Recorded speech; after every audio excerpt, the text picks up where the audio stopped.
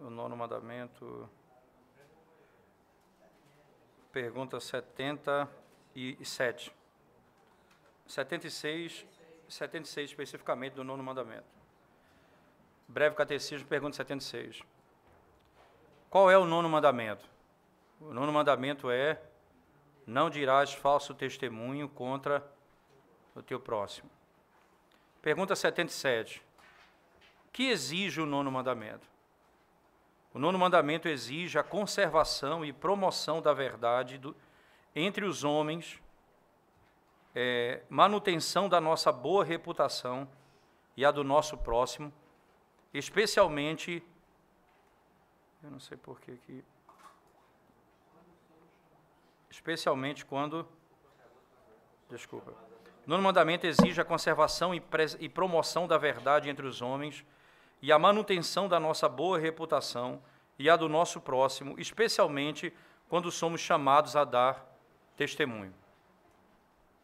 O que proíbe o nono mandamento? O nono mandamento proíbe tudo que é prejudicial à verdade ou injurioso, tanto à nossa reputação como à do nosso próximo. Então, vamos começar tratando sobre o que exige o nono mandamento. Certo? O que exige o nono mandamento. Qual é o escopo desse mandamento, irmãos? Qual é o escopo do mandamento que diz: não dirás falso testemunho contra o teu próximo? É a preservação da verdade entre os homens. A preservação da verdade entre os homens. Que é uma necessidade da sociedade humana. É uma necessidade da sociedade humana. Se não falarmos a verdade, a sociedade entra em colapso. Né? Então, é uma necessidade da sociedade humana. Outro ponto importante, né?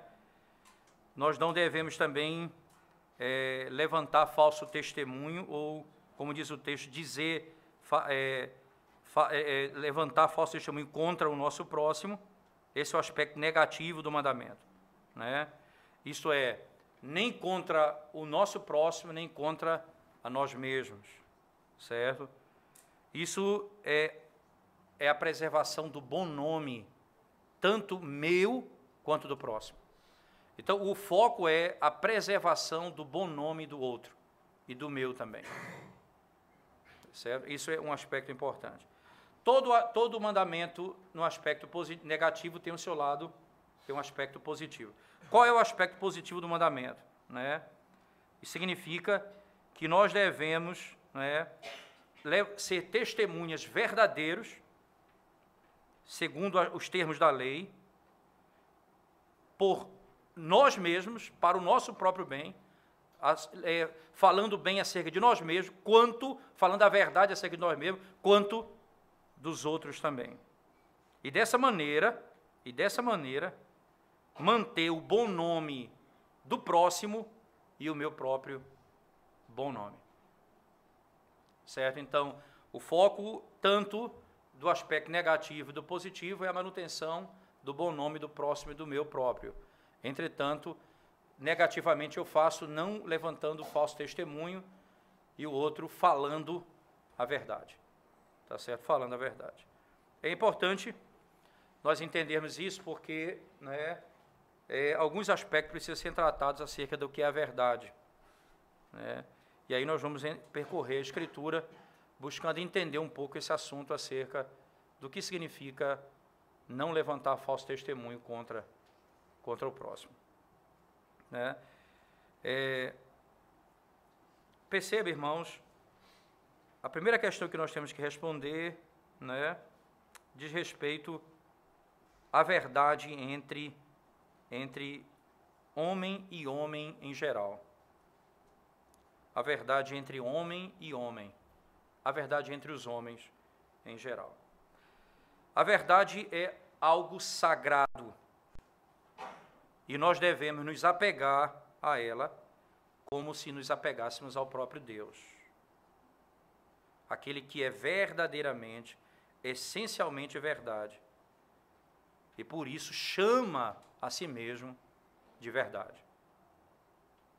Thomas Boston comenta que um filósofo da sua época escreveu que acerca dos atributos de Deus, dizendo: se Deus fosse traduzir a si mesmo de modo visível, ele usaria a luz para o seu corpo e a verdade para a sua alma. Se Deus fosse revestir-se, ou se fosse se tornar visível diante dos homens, ele escolheria a luz para o seu corpo e a verdade para a sua alma. Thomas Boston diz: ele não estava longe da verdade, esse filósofo, pois a Escritura nos diz acerca de Cristo que ele é a plenitude da divindade, certo? E que ele é a luz e ele é a verdade. Ele é a luz e ele é a verdade.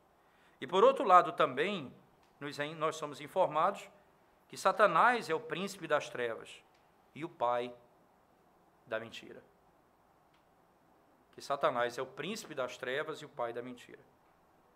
Então, existe uma poderosa afinidade entre a luz e a verdade, e entre as trevas e a mentira.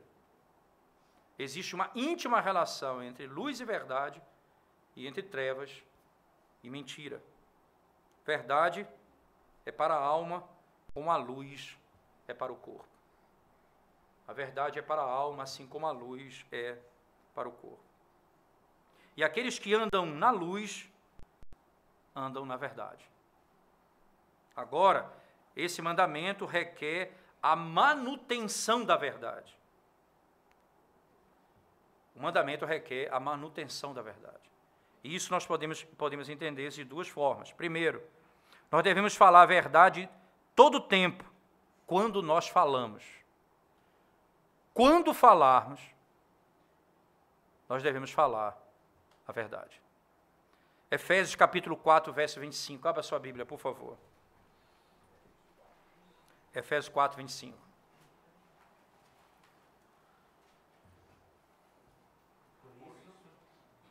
Por favor, podem ler juntos.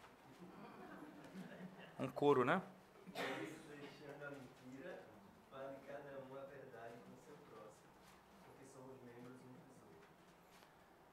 Interessante. Cada um, deixando a mentira, cada um fale a verdade uns com os outros. Com o próximo, né? Fale a verdade. É interessante. Porque somos membros uns dos outros. Exatamente. Thomas Boston diz assim: quando eu digo quando falar, porque nós não devemos sempre estar falando.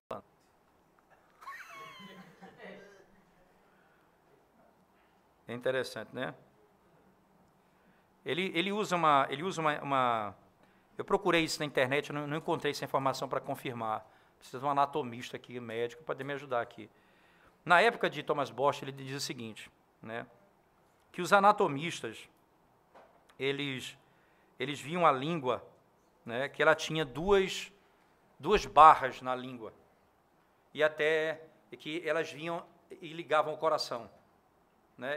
Eu procurei isso na internet, em todo canto, fucei anatomia da língua, me li para todo canto, mas não encontrei, tá certo? Os anatomistas daquela época diziam que a língua no homem ela é ligada a duas cordas ao coração, né? Como se ela fosse diretamente, né? Eu achei interessante isso, mas realmente não consegui verificar essa informação, né?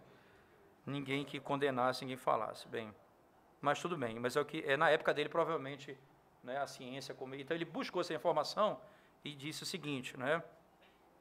Ele usa essa informação para dizer o seguinte, que, assim como a língua é ligada ao coração, significa dizer que falar a verdade é requerido de coração e falar a verdade acerca da coisa como ela é, isto é, intimamente e visivelmente, certo? Nós vamos trabalhar isso mais um pouco lá na frente. Mas o ponto aqui, e o que ele vai nos ensinar, que é importante, é que a nossa língua não deve ser colocada não está na nossa boca como uma janela diante de um vento sem proteção. fica se batendo toda hora. Diz, a língua ela não está na nossa boca como uma janela ao vento, para ficar toda hora tagarelando ou se batendo. Não é esse fim. Então, quando você falar, você não deve falar toda hora, mas quando você falar, fale a verdade. Certo? Fale a verdade. E o que ele vai ainda colocar, o interessante, não é? Se nós guardarmos a discrição, certo? Se ela guarda a chave da porta dos nossos lábios, nós não vamos ter problema em ter cuidado em abrir a boca.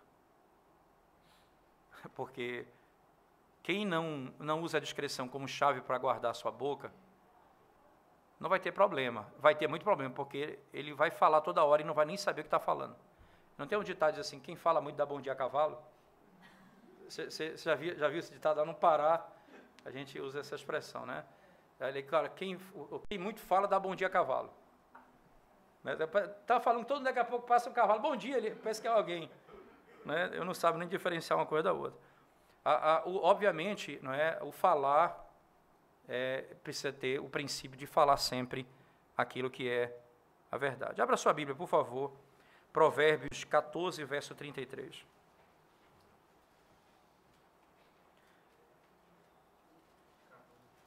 Provérbios 14, 33. No coração do prudente repousa a sabedoria, mas o que há no interior dos insensatos vem a lume. Vamos lá, a primeira parte, por favor, leia de novo, só a primeira parte. No coração do prudente repousa a sabedoria.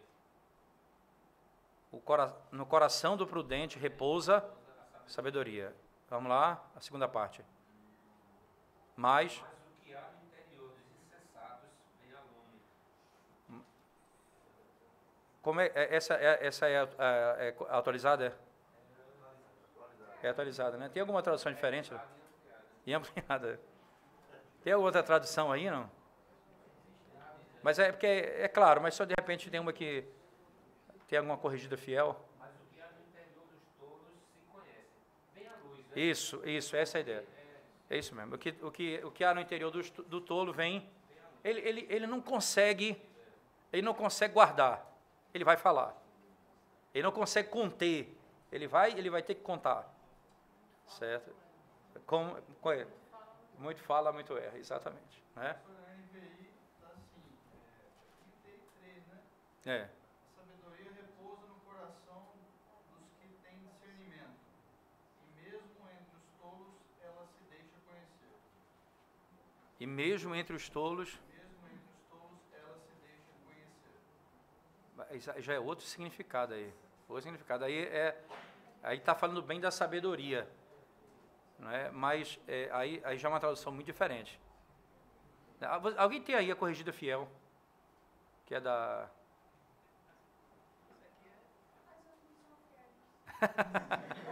que é corrigido, mas não é fiel, né? Tem não, né?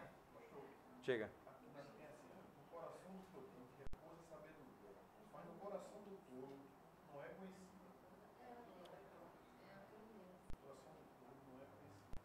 Não é conhecido. A sabedoria não é conhecida. É interessante que na atualizada e na outra que foi lida a ideia... Diga, prefeito. No coração do prudente a sabedoria permanece, mas o que está no interior dos tolos se faz conhecido. Se faz conhecido. É mais do coração, né? Isso. Está no seu interior, sai, né? Aparece. O que é quingeiro dele? Deixa, Ele só usava quingeiro aí. deixa eu ver aqui na ISV. Provérbios 14, 33. Tu tem aí?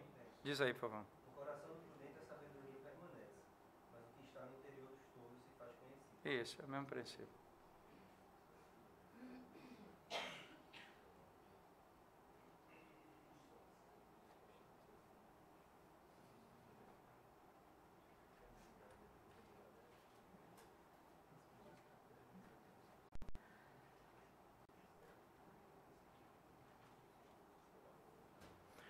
O princípio, irmãos, né, e aqui acho que é o grande ponto que deve ser levantado, nós devemos ter o cuidado, nós não podemos descansar até que toda a verdade seja expressa, seja colocada.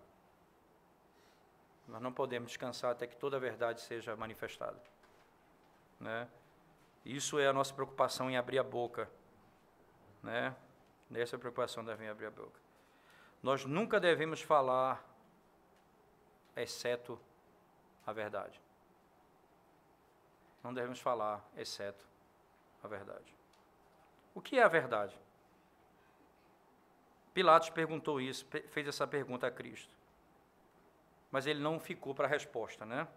João 18:38. A verdade é uma harmonia, tá certo? Uma dupla harmonia, né? O que é a verdade? Thomas Boston vai aqui estabelecer o conceito de verdade. A verdade é uma dupla harmonia. Primeiro, a harmonia da língua com o coração e a harmonia da língua com a coisa em si mesma. Certo? É a harmonia da língua com o coração e a harmonia da língua com a coisa em si mesma. Isso é, com aquilo que está sendo dito, com o objeto, não é? Que está sendo falado. Então, expondo isso, ele vai desenvolver esse conceito da seguinte forma. Veja bem, se nós não pensamos como nós falamos, nós não falamos a verdade. Veja bem, se nós pensamos não como nós falamos, nós não falamos a verdade. Essa desarmonia entre a língua e o coração mancha a harmonia. Salmo 15, verso 2, por favor. Nós devemos falar como nós pensamos. Que vive com integridade, pratica a justiça, é de coração. E de coração fala a verdade. E fala a verdade de... Então, e de coração fala a verdade. A harmonia da língua com o coração. Se você fala não o que você pensa, você não fala a verdade. Esse é o ponto aqui. Obviamente, nós vamos ver algumas exceções, alguns casos que são importantes, tá certo? Nós devemos falar como nós pensamos. Então, a língua deve ser um intérprete fiel da mente. De outra forma, ela será uma língua falsa. Uma língua falsa. Dessa forma, a verdade deve ser falada pelo homem. Né? A língua deve, assim, dessa forma, a verdade deve ser falada pelo homem. Nós devemos ter cuidado para que o que falamos é aquilo que nós pensamos. Segundo, então, o conceito de verdade repousa na harmonia entre língua e coração, entre a língua e aquilo que é dito, o objeto aquilo que é o fato em si. Tá certo? Porque às vezes eu posso estar enganado de coração, eu posso falar o que o coração está dizendo e ser errado, porque a coisa não é aquilo. Eu penso uma coisa, mas não é aquilo, é outra coisa. Mesmo sendo sincero de coração, eu posso estar mentindo ou enganando, porque eu não estou falando com conhecimento daquilo que é. Né? Então, daí a importância e a preocupação de falar o que está no coração, e a segundo ponto, é de falar, não é, aquilo que é. Pastor, Diga. nesse segundo ponto aí, eu acho que se encaixa esses pregadores que não conhecem de fato o que é o texto. O que ele está dizendo aí, emocionalmente prega sobre uma coisa com muita força, muita ênfase, mas não é a verdade. Exatamente. Ele não tem conhecimento e prega sem conhecimento. É verdade. Isso se enquadra certamente. Mas vamos lá adiante um pouquinho. Veja só. Nós não falamos também como a coisa é em si mesma. E se nós não falamos assim, nós não falamos a verdade.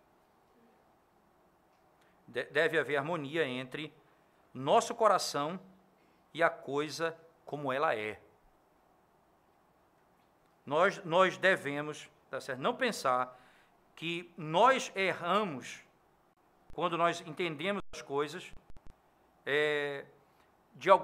nós erramos, nós pensamos que nós falamos a verdade acerca de alguma coisa, algo que nós pensamos que temos conhecimento, e a sinceridade daquilo que nós estamos falando é real, só que nós não temos conhecimento pleno para dizer aquilo, e nós falamos, e é mentira, porque nós não conhecemos a coisa como ela é.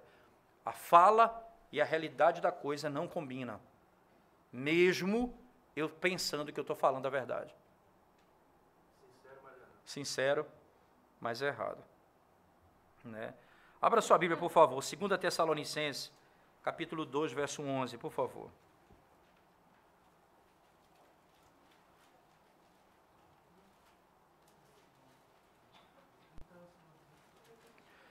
Segunda Tessalonicenses 2:11. É por este motivo, pois, que Deus lhe manda a operação do erro para dar crédito à mentira. Para darem crédito à mentira. Eles, para acreditarem naquilo que é mentira. Aquilo que é dito não corresponde à verdade. Eles acreditam naquilo, confiam naquilo, mas não é a verdade. Então perceba que a verdade, irmãos, ela está ligada à sinceridade do coração, mas à objetividade da verdade. Não só a sinceridade do coração, mas a objetividade da verdade. Certo? Sem ela, nós não podemos falar a verdade. Né? É nossa tarefa falar a verdade. Certo? Dessa maneira como a nossa mente concorda com... da maneira que a nossa mente concorda com aquilo que é, isto é, com o objeto que está sendo falado. Tá certo? A coisa que está sendo falada. Dessa maneira nós falamos a verdade. Certo? E o nosso lábio deve concordar com a nossa mente. Nós devemos falar coisas como elas são e pensar de acordo com o que elas são. A sinceridade e a verdade objetiva enfocam o princípio da verdade. Isso nós podemos, então, irmãos, entender que a modéstia é muito necessária para nos preservar na verdade. Porque na nossa fraqueza e na nossa condição, nós rapidamente analisamos as coisas de modo errado. Na condição que nós nos encontramos, quando nós abrimos algo para falar acerca de alguma coisa, né, rapidamente nós podemos cometer erro e pecar. Falar alguma coisa como verdade, sem ser verdade. Né, espalhar uma informação, sem ser verdade. Né, mesmo espalhando, né, isso é algo que precisa ser repreendido. Nós devemos especialmente falar a verdade, tá certo, algumas vezes. Especialmente algumas vezes. Sabe quando? Quando nós somos testemunhas de alguma coisa. Né? Ou no julgamento, quando somos chamados, como diz o catecismo, tá certo? Ou mesmo quando eu estou lidando com uma necessidade de esclarecer um fato num contexto particular. Eu preciso falar a verdade como testemunho. Isso aqui é importante nós analisarmos, porque esse mandamento nos requer ser testemunha verdadeiro. E esse, então, que é fiel, e ser fiel, e agir com fidelidade, e falar a verdade, quando for chamado a isto. Agora, nós podemos falar a verdade judicialmente, quando nós somos legalmente chamados para isso, pela autoridade, tanto da igreja ou o Estado. Se nós formos chamados para falar e nós nos negamos a fazer, veja só, porque a mentira vai prevalecer, o erro vai prevalecer, e eu me escondo dizendo, eu não vou falar a verdade para me preservar, então aí a verdade já não é mais um ponto importante para mim. E, consequentemente, eu quebro o mandamento do Senhor dizendo, né, porque levantar falso testemunho não é só falar mentira, é me omitir diante da verdade. Deixar que a mentira prevaleça, deixar que o erro ganhe, deixar que a injustiça tome tome a sua força quanto eu sei da verdade. E deixar que aquele que falou a verdade pague por causa do meu medo. Né? Então, se eu for chamado para falar a verdade, fale a verdade diante do tribunal. Né? Isso é muito bem colocado. Então, e também extrajudicialmente, né? Quando um homem é chamado para declarar a verdade, embora não exista nenhuma autoridade humana obrigando ele a fazer, tá certo? Mas se for em controvérsias privadas, entre pessoas, entre vizinhos, tá certo? Onde a terceira pessoa é desejada para testemunhar a verdade, sim, o homem pode ser obrigado, ele deve falar a verdade num contexto como esse, para que seja estabelecida a paz e a verdade. Interessante que a regra em ambos os casos é esta, então, um homem e uma mulher chamado para declarar a verdade debaixo da autoridade ou não, eles devem fazê-lo para a glória de Deus e para o bem do seu próximo, devem ser procuradas, devem ser buscadas nesse fim. Quando um homem ou uma mulher forem chamados para declarar, falar a verdade, eles devem fazer debaixo desses dois princípios: a glória de Deus e o bem do seu próximo. Se falar não vai produzir a glória de Deus nem o bem do outro, é melhor não falar. Então, quando é que eu falo? Quando a glória de Deus e o bem do próximo é buscado. Tá certo? Se não for, não deve ser falado. Vou dar um exemplo para você. Né? Chega, já aconteceu, eu vi vários casos, reunião de oração, eu já dou a palavra. Vai numa reunião de oração em determinado lugar, aí a irmã disse assim: eu queria pedir oração por fulano de tal. Como é, irmão? Eu vi o irmão fazendo isso e isso ali em tal lugar, e vamos orar por ele. Aí eu não acreditei naquilo. Como é? A senhora está usando a reunião de oração para expor a vida do irmão? Que é isso que ela está fazendo? Isso é uma... Não, pastor, mas é verdade, eu não estou fofocando. Eu falei: não, a senhora está, e ainda da pior maneira, mais vil, usando a espiritualidade, usando a oração para expor a vida dos outros.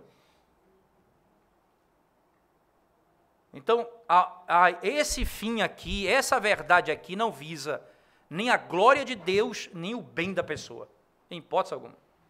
É uma verdade que visa destruir a pessoa, não o bem dela.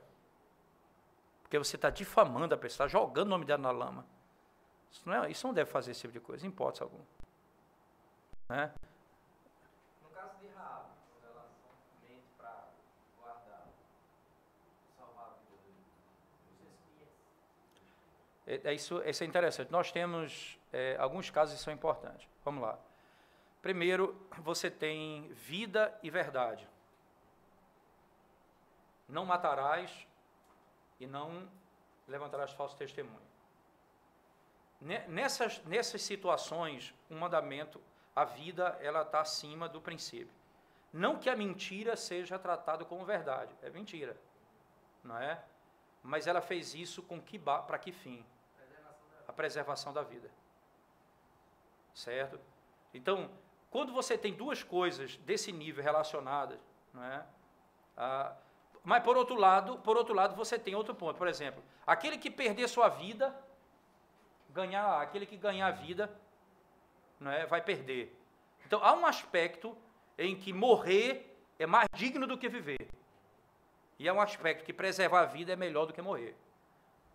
Então, nesse contexto, preservar a vida era o correto, não deixar morrer. Certo?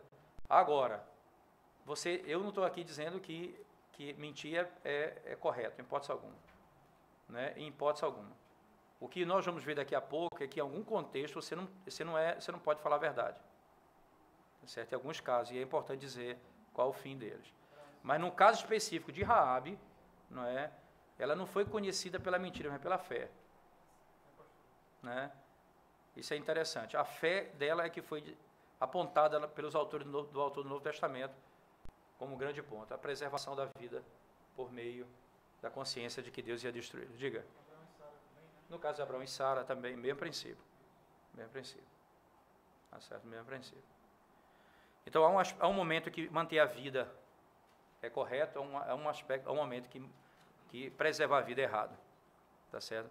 Então, quem perder a vida por causa de Cristo, tá certo? Diz assim, não, eu vou negar a fé para poder viver. Isso é pecado. Né? Não, deles, exatamente, do próximo. Exatamente. Irmãos, vamos só caminhar um pouquinho mais, por favor. Abra sua Bíblia lá, para mim, por favor. Em Zacarias, capítulo 8, verso 16.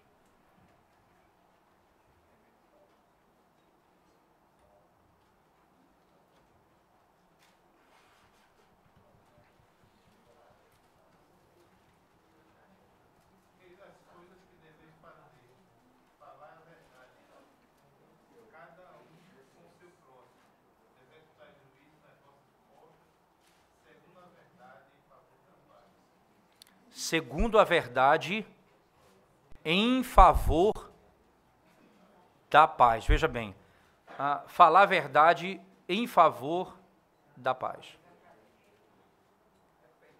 Zacarias, capítulo 8, verso 16. Né?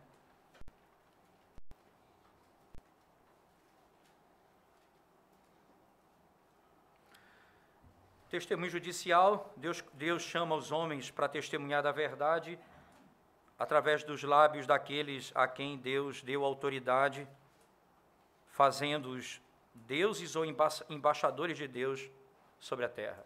Isto é, eles são chamados com autoridade e eles, quando chamam para testemunhar judicialmente, nós não devemos negar. Né? Thomas More diz assim, declinar disto, neste caso, é declinado um chamado divino. Thomas More diz exatamente isso. Por isso, declinar a esse chamado é declinar de um chamado divino. E o que mais ele diz? Além disso, manchar o curso da justiça. Impedir o curso da justiça. A justiça não vai ser feita porque eu não falei a verdade. Né? Isaías 59, verso 14, por favor.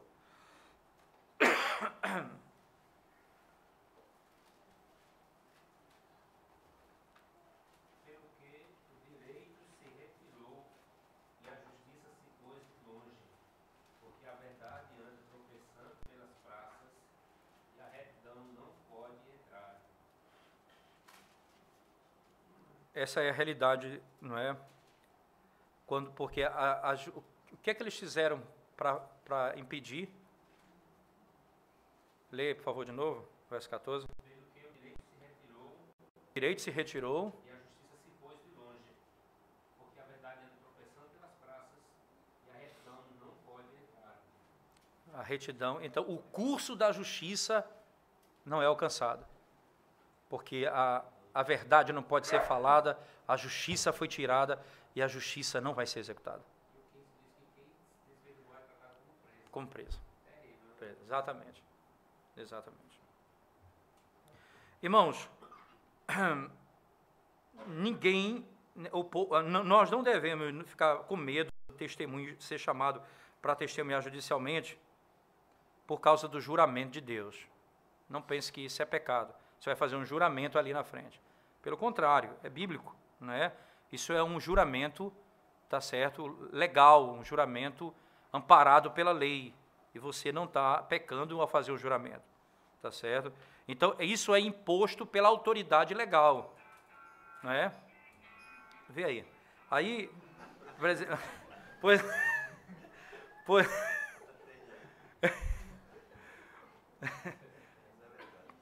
pois a honra de Deus e o bem do nosso próximo é uma tarefa onde nós adoramos e glorificamos ao nosso Deus. Vou repetir isso aqui. certo? Dessa forma, irmãos, a honra de Deus e o bem do nosso próximo é uma tarefa em que, por meio delas, nós adoramos e glorificamos ao nosso Deus. Jeremias, capítulo 4, versículo 2, por favor.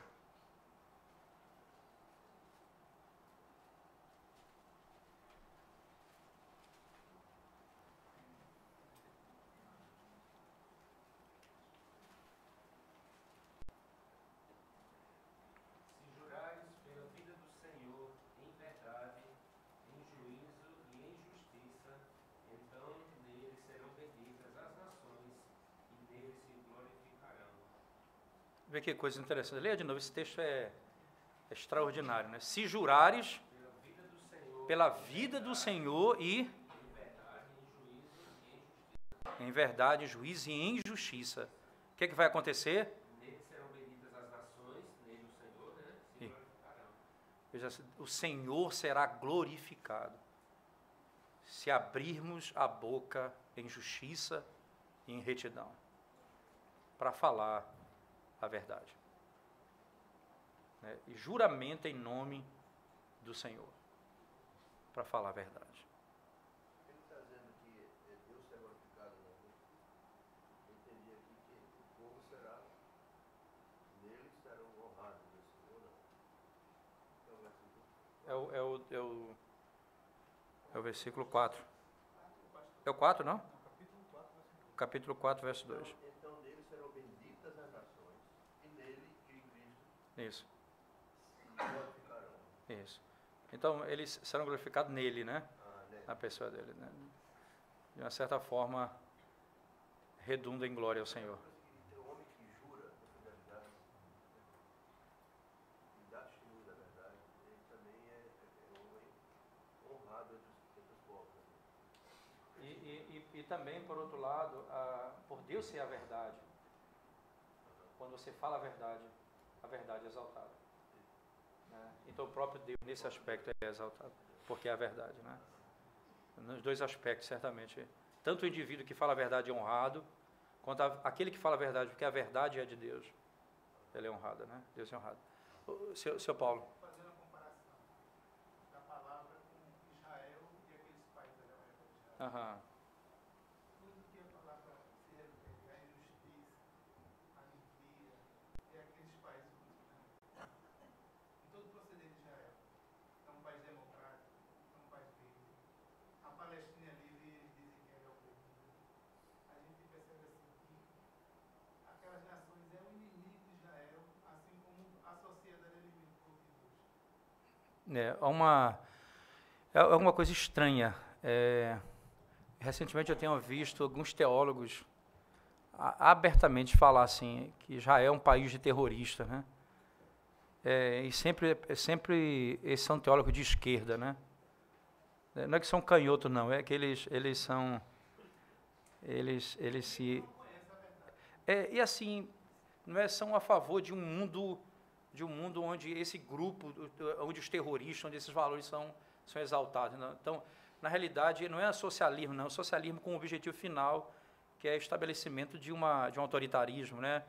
Onde esses valores, esses princípios vão ser estabelecidos.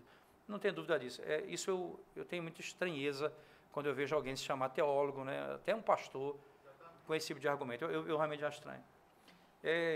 E com isso, também, eu não estou dizendo que Israel é um povo santo, no sentido que abandonou o Senhor, mas, sem dúvida alguma, o que o senhor está falando, me parece que é a verdade, no sentido de dizer o seguinte: a nação de Israel, a imagem que eles tentam vender de Israel é uma nação que tem produzido terrorismo na região, enquanto eles só estão se defendendo dos terroristas, né? Então, isso eu digo, eu falei isso na outra vez, eu ouvi uma entrevista do embaixador israelense em Nova York, né, uma entrevista na CNN, que a CNN é o canal americano a favor de todas essas coisas que você possa imaginar, de Barack Obama e companhia, né? E a Fox News já é o canal mais de direita, assim, nesse sentido.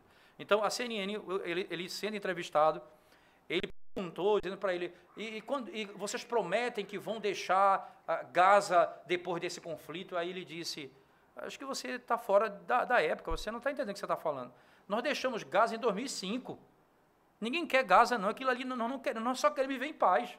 Aquilo ali é deles, pertence a ele. Ele disse, não, tudo bem. Quando ele viu a bobagem que ele falou, aí o embaixador ficou apertando esse negócio, mostrando a bobagem dele, ele querendo sair sabe, como uma luta de boxe, que o cara põe no outro, e dá batendo, o outro quer sair, o outro quer bater.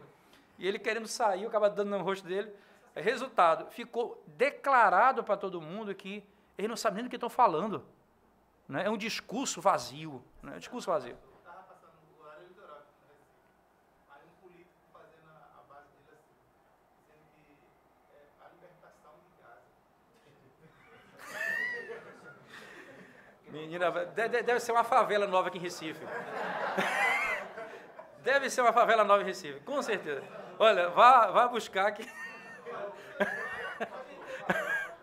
É a faixa de Gaza, né?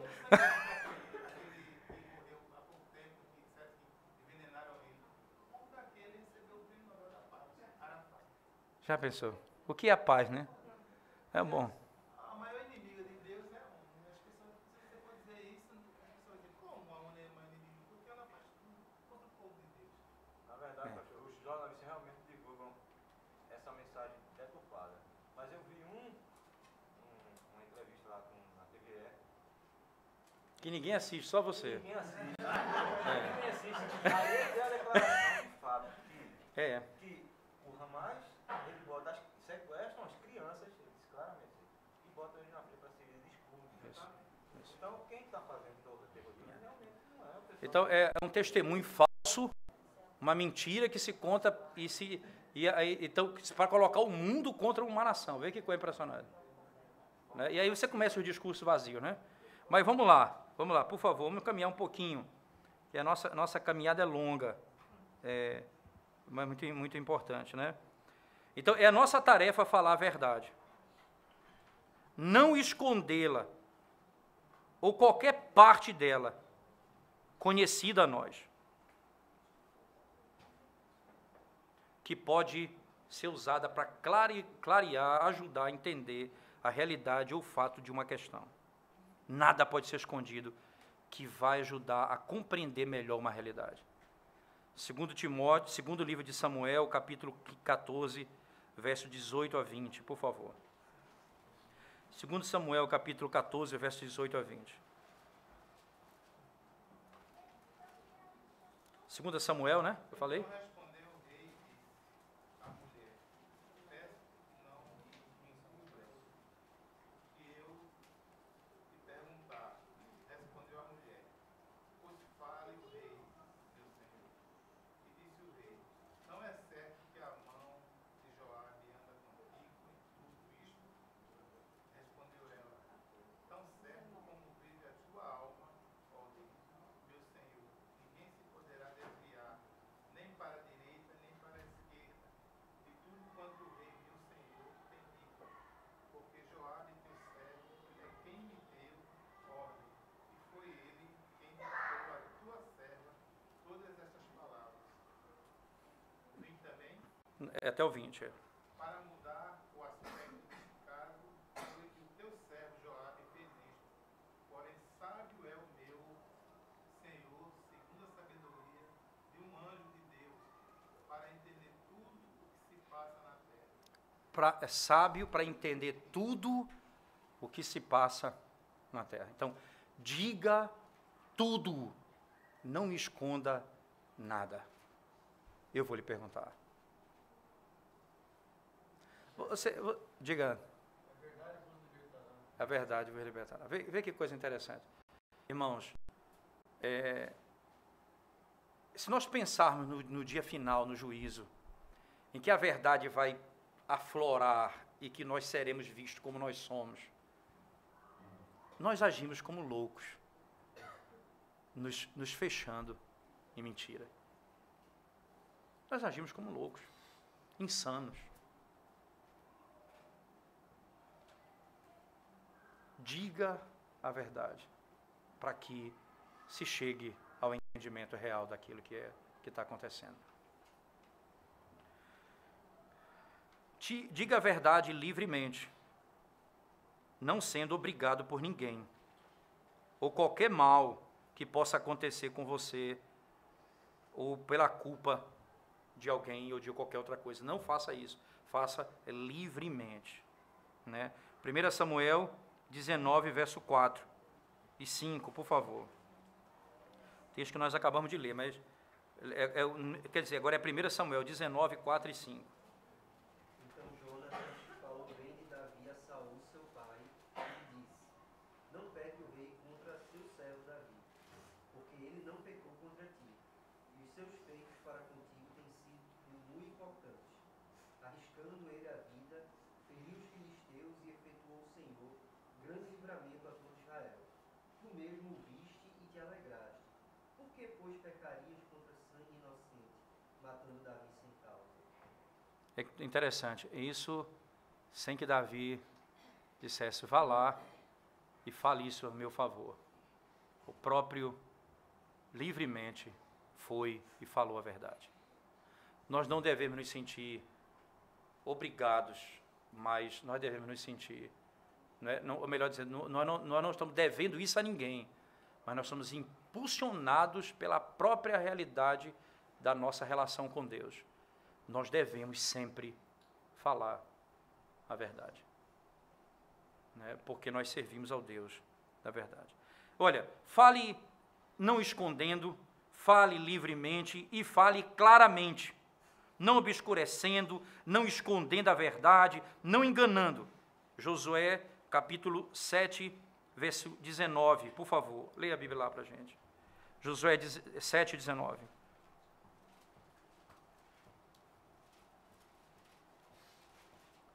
Então disse Josué a Acã, filho meu, dá glória ao Senhor, Deus de Israel, e a ele rende louvores, e declara-me agora o que fizeste, não me ocultes. Veja, não é? É interessante. Aqui, o que vai acontecer aí? O que é que ele vai falar? Né? O que ele fez foi simplesmente anteriormente. Agora, o que ele pede é que ele fale claramente a ele. Não oculte nada a ele. Que fique tudo como é. Não jogue as palavras para esconder a realidade. Não jogue com as palavras para esconder a realidade. Em quarto lugar, veja bem, primeiro, tá certo? Não escondendo, segundo, livremente, terceiro, claramente, e quarto, sinceramente. Segundo Crônicas 19, 9, por favor. Sem influência ou malícia, ou conselho parcial, tá certo? Sem pensar em ganhar algum favor de alguém. Segundo Crônicas 19, 9. Deu-lhes ordem dizendo: assim andai no temor do Senhor, com fidelidade e inteireza de coração. Com que? Sim, fidelidade e inteireza de coração. Então, nós não devemos nos preocupar em ser chamado para ser testemunha, porque nós devemos fazer isso da seguinte forma, sendo ela judicial ou não, ou extrajudicial, nós devemos fazer da seguinte forma, certo? Sem esconder, livremente, claramente e sinceramente. Falar a verdade. É o nosso dever falar a verdade. É nosso dever falar a verdade. Tá certo? Isso deve ser algo que devemos ter muito cuidado. Abra sua Bíblia em Provérbios 6,19, por favor.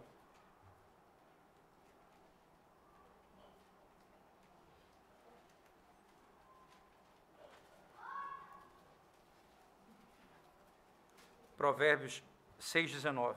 Testemunha falsa que profere mentiras e o que semeia contendas entre irmãos.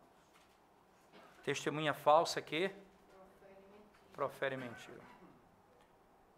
Irmãos, diga... 16 começa de 6 coisas o Senhor aborrece, Uhum. mas sua alma abomina.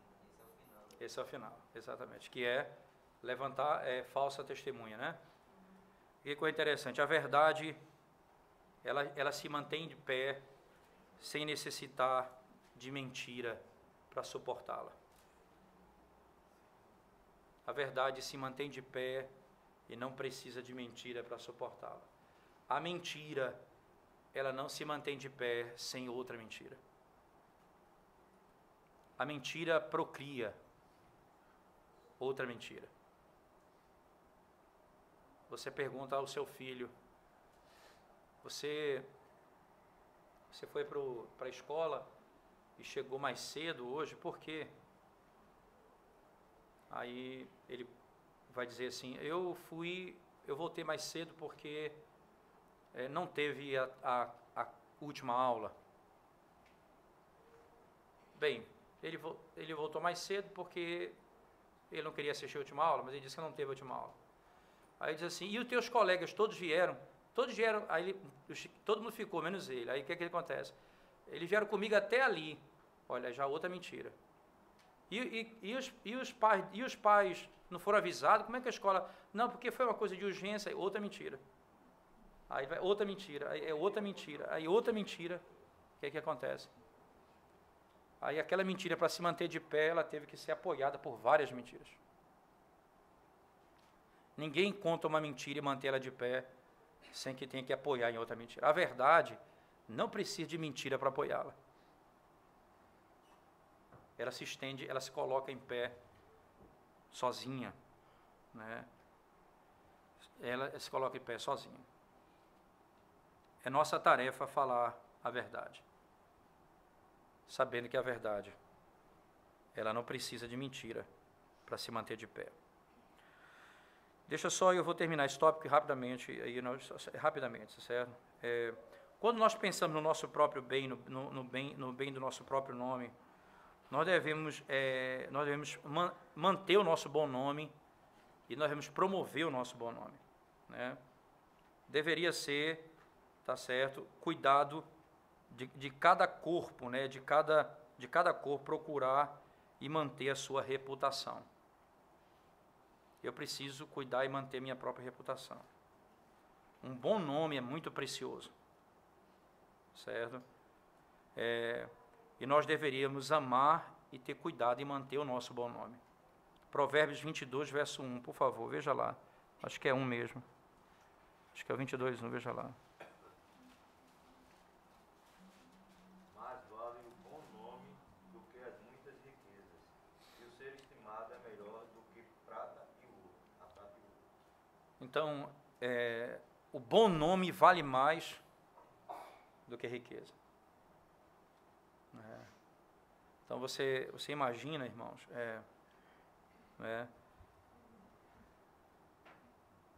você vai fazer negócio com fulano, aquele cidadão não paga ninguém vivo. Olha, fulano, não tem essa história, né? Que assim, com fulano, faço negócio não. O nome dele está jogado na lama. Ele mesmo jogou o nome dele na lama. Ele mesmo não cuida da sua reputação, né? Agora veja como é importante isso. Agora mais uma vez, viu Leonardo, né? Veja só, mais uma vez como é importante isso. Mas a minha reputação, ela não está acima da reputação do nome de Deus. Que eu perca o meu bom nome, mas que o nome de Deus não seja jogado na lama. Quando vier a esse tipo de comparação, eu não quebro o mandamento quando esse é uma verdade que está implícita, né? Porque o mais importa é o nome de Deus do que o meu nome. O que mais importa é a glória de Deus do que a minha glória. O que mais importa é Ele ser bem-quisto do que eu, né? Então, nesse momento, onde as coisas assim... Mas dentro dessa relação aqui, horizontal, né, nós devemos zelar pelo nosso. Então, o nosso nome, ele tem que ser zelado e nós devemos ter cuidado e mantê-lo com integridade no meio da sociedade, né, mantê-lo com integridade no meio da sociedade. E é um dever que nós temos. Então, o provérbio diz, um bom nome vale mais do que riqueza. Certo? Diga.